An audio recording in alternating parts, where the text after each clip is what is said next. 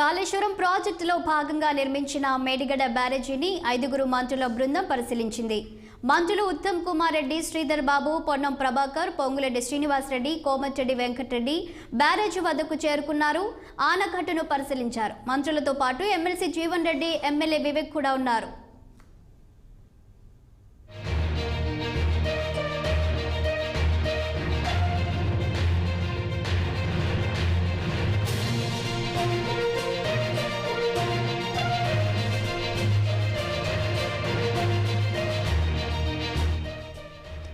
గత ప్రభుత్వం నిర్మాణంలో రూల్స్ పాటించనందుకే కుంగిపోయిందని మంత్రి పొంగులేటి శ్రీనివాస్ అన్నారు.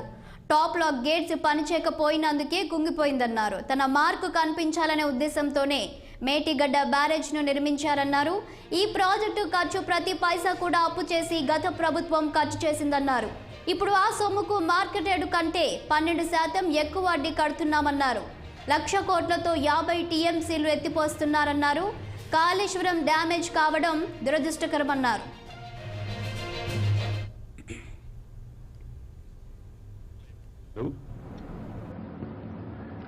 నేనేమి ఇంజనీరింగ్ చదువుకొని ఇప్పుడు నేను ప్రశ్నించే డిపార్ట్మెంట్ని నేను అడగటంలా, ఒక లేమ్యాన్గా ఎప్పుడైతే ఈ బ్యారేజీ కుంగిపోయిందో, ఇంకొక బ్యారేజీ వర్టికల్గా నెర్రలిచ్చిందని ప్రజలకు తెలిసిన తర్వాత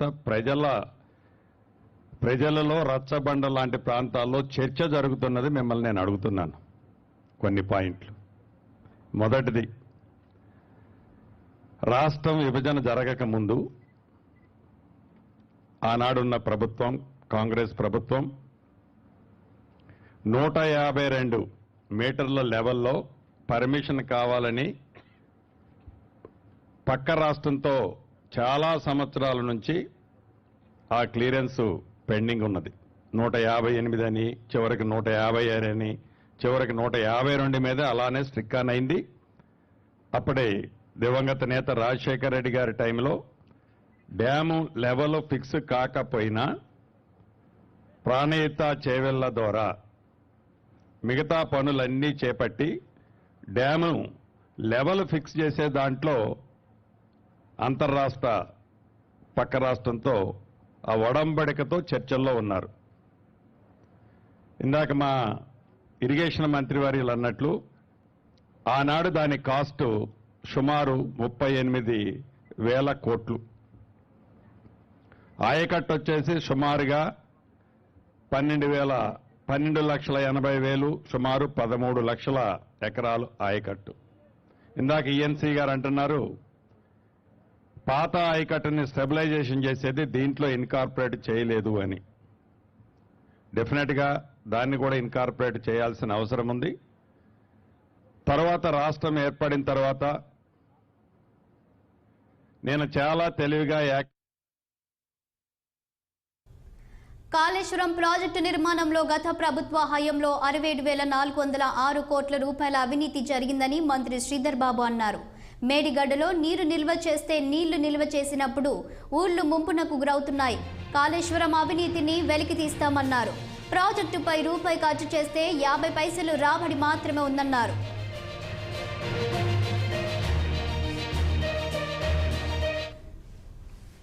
పెద్దలు వెంకటరెడ్డి గారు కానీ, పెద్దలు ప్రభాకర్ గారే కానీ, అదేవిధంగా పెద్దలు జీవన్ రెడ్డి గారు కానీ, వివేక్ గారు కానీ రావటం జరిగింది. మేము కోరుతా ఉన్నాం అధికారులందరినీ కూడా. ఎందుకంటే ప్రభుత్వం కంటిన్యూస్ ప్రాసెస్.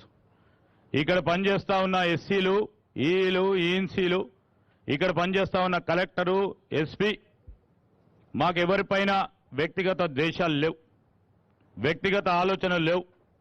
సాంకేతిక పరంగా నిజంగా ఎక్కడా లోపం జరిగిందో స్పష్టంగా, సుస్పష్టంగా ప్రజలకు తెలియజేసే ప్రయత్నంలో మీరు ఉండి నడిపియండి. ఆనాడు జరిగిన అంశాలు కూడా ప్రజలకు తెలియజేసే విధంగా మీ యొక్క కార్యాచరణ తీసుకొని ముందుకెళ్లాలని వారు కోరటానికి ఈరోజు ఈ నియోజకవర్గ శాసనసభ్యునిగా నేను పెద్దలు ఉత్తమ్ కుమార్ రెడ్డి గారు వచ్చారు కనుక మొన్న జరిగిన సమీక్షలో కూడా మరి పెద్దలు ఉత్తమ్ కుమార్ రెడ్డి గారు చిన్న కాళేశ్వరానికి సంబంధించిన అంశాన్ని కూడా మేము వారి దృష్టికి తీసుకొచ్చాం. నత్తనడ నడుస్తూ పోతా ఉన్న ఈ ప్రాంతానికి 5 మండలాలకు సంబంధించి ఈ సాగునీరు అందించే కార్యక్రమం 2008లో ఆ రోజు కాంగ్రెస్ పార్టీ ప్రభుత్వ హయాంలో మొదలుపెట్టిన ప్రాజెక్ట్ని పక్కన పెట్టడం జరిగింది. దానికి తోడు మా నియోజకవర్గంలోనే 3 బ్యారేజీలు కట్టారు. అదేవిధంగా ఇటు భూపాలపల్లి జిల్లా కానీ అటు పెద్దపల్లి జిల్లాకు సంబంధించిన ఈ బ్యారేజీలు నేను కోరుతా ఉన్నా, రేపు రాబోయే కాలంలో గోదావరి పక్కనున్న ప్రాంతంలో మన తెలంగాణ కాంగ్రెస్ పార్టీ ప్రభుత్వ హయాంలో ఇటు భూపాలపల్లి కానీ అటు పెద్దపల్లి కానీ ఈ నియోజకవర్గాలకు సంబంధించిన ప్రతి ఒక్కరికి కూడా 1 ఎకరం కూడా మరి వదలకుండా లిఫ్ట్లు ఏర్పాటు చేసి సాగునీరు అందించే విషయంలో ఒక ప్రణాళిక చేయాలని నేను పెద్దలు ఉత్తమ్ కుమార్ రెడ్డి గారు ఈనాడు మన ప్రాంతానికి వచ్చిన సందర్భంలో మొట్టమొదటిసారి వచ్చారు. వారికి నేను మనవి చేస్తూ మొత్తం కూడా యావత్ తెలంగాణ రాష్ట్రానికి సంబంధించిన అంశం ముంపు గ్రామాలు ఇక్కడ నేను పెద్దలు ఉత్తమ్ కుమార్ రెడ్డి గారిని కోరుతా ఉన్నాను. అనేక సందర్భాల్లో వర్షాలు పడ్డప్పుడు నీటి నిల్వ చేసినప్పుడు అనేక గ్రామాలు మా నియోజకవర్గంలో ముంపుకు గురవుతున్నాయి. అటు ప్రక్కన ఉన్న చెన్నూరు కానీ ఆ గ్రామాలు కూడా ముంపు. మేడిగడ్డ ప్రాజెక్టు విషయంలో తమ అనుమానాలు నిజమయ్యాయని మంత్రి ఉత్తమ్ కుమార్ రెడ్డి అన్నారు. కాళేశ్వరం ప్రాజెక్టు వాస్తవాలను ప్రజల ముందుకు తీసుకువస్తామని తెలంగాణ జల వనరుల శాఖ మంత్రి ఉత్తమ్ కుమార్ రెడ్డి అన్నారు. మేడిగడ్డ కుప్పకూలినప్పటి నుంచి ఇప్పటి వరకు కేసీఆర్ స్పందించలేదని ఉత్తమ్ కుమార్ రెడ్డి ఆరోపించారు. 3 ఏళ్లలో కాళేశ్వరం కుప్పకూలడం ప్రభుత్వానికి సిగ్గుచేటన్నారు.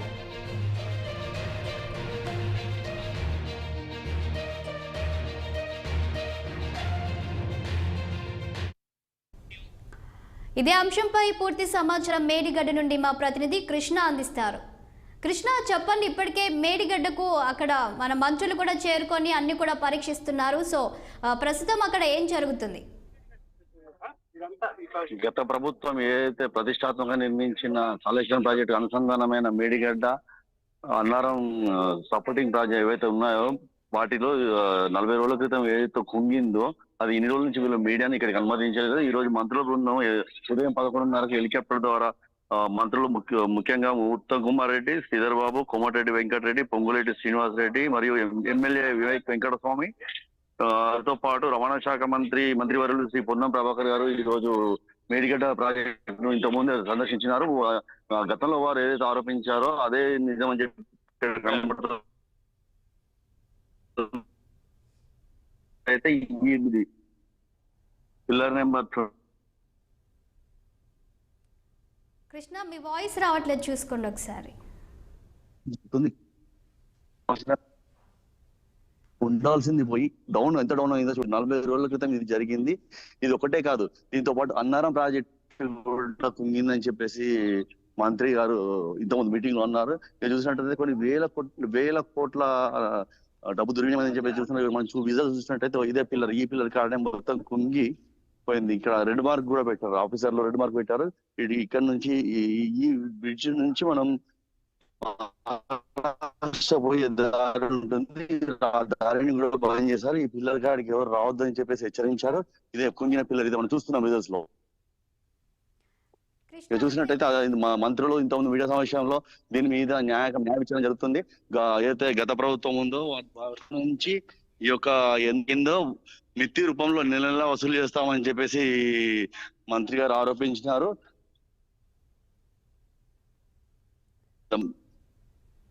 మంత్రి గారు చెప్పినట్టుగా ఇది కాళేశ్వరం ప్రాజెక్ట్ అనేది ప్రకృతికి విరుద్ధంగా నిర్మించిన ప్రాజెక్ట్ అని చెప్పి వారు ఆరోపించినారు. ఎందుకంటే ఏ ప్రాజెక్ట్ నిర్మించినా లోతట్టు ప్రాంతాల్లో నిర్మిస్తారు, కానీ ఇది మాత్రం పైన అంటే ఎత్తు భాగంలో నిర్మించి ఈ లిఫ్ట్ ఇరిగేషన్ అనే పద్ధతి కరెక్ట్ కాదు. ఇప్పటి వరకు ఎక్కడ ప్రాజెక్టులు నిర్మించినా కానీ లిఫ్ట్ ఇరిగేషన్ లేదు. దీనికి ఒక్కదానికే మాత్రం డబ్బు, అంటే దీని డబ్బును అనవసరంగా ఖర్చు పెట్టి వాళ్ళ కమిషన్ల కోసం ఇది నిర్మించారని చెప్తున్నారు. కృష్ణ, అదేవిధంగా ఇక మంత్రుల బృందం అక్కడ సమీక్షించిన తర్వాత సో నెక్స్ట్ ఆ కుంగుబాటుకు సంబంధించి ఏమైనా చర్యలు తీసుకోవడానికి ఏమైనా చెప్పారా? ఎలాంటి నిర్ణయాలు తీసుకున్నారు?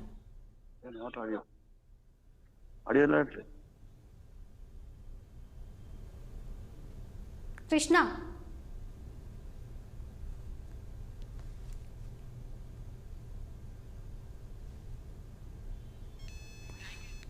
Thank you Krishna.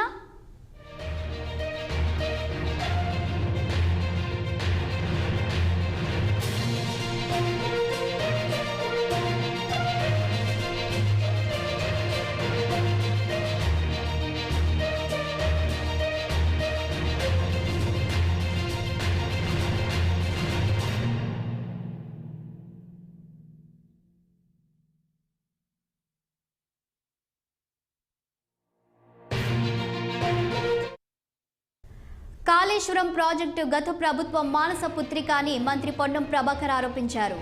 కాళేశ్వరం కోసం ఎంత విద్యుత్ వాడారో చెప్పాలని ప్రశ్నించారు.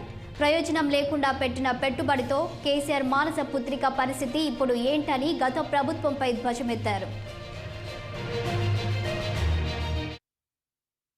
శాఖ మంత్రులకు అదేవిధంగా పెద్దల సహచార మంత్రులు శ్రీనివాసరెడ్డి గారికి, వెంకటరెడ్డి గారికి, శాసన మండలి సభ్యులు పెద్దలు జీవన్ రెడ్డి గారికి, శాసనసభ్యులు మాజీ పార్లమెంట్ సభ్యులు వివేక్ గారికి, ఈఎన్సీ గారికి, మిగతా అధికారులకు, కాంట్రాక్ట్ సంబంధించిన పెద్దలకు, పాత్రికేయులు, గౌరవ మంత్రి గారి ద్వారా అంటే మేము జిల్లాకు సంబంధించిన కూడా కొన్ని అంశాలు అన్నప్పుడు చూడడానికి కూడా నిషేధం, వినడానికి కూడా తెలియని పరిస్థితి. ఒక 2-3 అంశాలు సార్. ఇది ఒక మానస పుత్రిక గత ప్రభుత్వం. ఇది అసెంబ్లీలో పవర్ పాయింట్ ప్రజెంటేషన్ చేసి రీడిజైన్గా మార్చారు. మనకు ఎవరికప్పుడు అవకాశం లేకుండా దీని ద్వారా అసలు ఎంత నీటిని లిఫ్ట్ చేసిండ్రు ప్రాజెక్టు పూర్తయిన దశలల్లా, ఎంత నీటిని రైతాంగానికి ఇచ్చిండ్రు, మళ్ళీ ఎంత నీటిని మళ్ళీ కిందికి వదిలిపెట్టాల్సి వచ్చింది, కరెంటు బిల్లు ఎంత వచ్చింది, ఎంత ఏరియా పారకం పెరిగింది. దాంతోపాటుగా సాంకేతికంగా ఢిల్లీకి సంబంధించిన అశ్విన్ బందోద్యా వారు ఒక నివేదిక ఇచ్చినారని చెప్తా ఉన్నారు. సాంకేతికంగా ఇప్పుడున్న ప్రాజెక్టు పనిచేస్తుందా లేదా అని.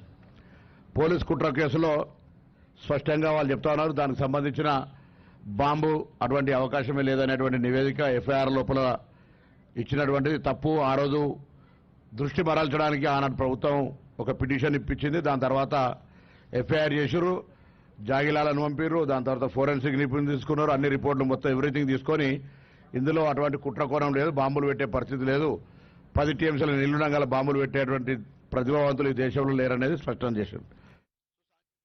ప్రాణహిత పూర్తయితే కాంగ్రెస్ కు పేరు వస్తుందనే గత బీఆర్ఎస్ ప్రభుత్వం కాళేశ్వరం చేపట్టిందని ఆర్ఎన్బి మంత్రి కోమటిరెడ్డి వెంకటరెడ్డి ఆరోపించారు. తంబిడి హట్టి వద్ద 3000 ఎకరాలు సేకరించి ఉంటే గ్రావిటీతో నీళ్లు వచ్చేవని తెలిపారు. కాళేశ్వరం ప్రాజెక్టు విషయంలో కేసీఆర్ ఇంజనీర్ల సలహాలు తీసుకున్నారా, ఆయన చీఫ్ ఇంజనీర్ గా చేశారా అని ప్రశ్నించారు. ఇరిగేషన్ శాఖ మంత్రులు ఉత్తమ్ కుమార్ రెడ్డి గారికి ముందుగా ధన్యవాదాలు తెలియజేసుకుంటూ, ఎంతో మందికి అక్టోబర్ 21 తర్వాత ఎంతో మందికి ప్రాజెక్టు మీద అంతకుముందు ఏదో అద్భుతమైన కట్టడాలు టూరిస్ట్ పాయింట్గా ఏదో పేరున్న ప్రాజెక్టులు జరిగిన అక్టోబర్ 21 సంఘటనతో యావత్ ప్రజలు ఉలిక్కిపడడంతో పాటు దాని ఎన్నో అనుమానాలు వచ్చినాయి. ఈ సమయంలో ప్రభుత్వం చేంజ్ అయిన తర్వాత ఉత్తమ్ కుమార్ రెడ్డి గారు ఇప్పటికే 2-3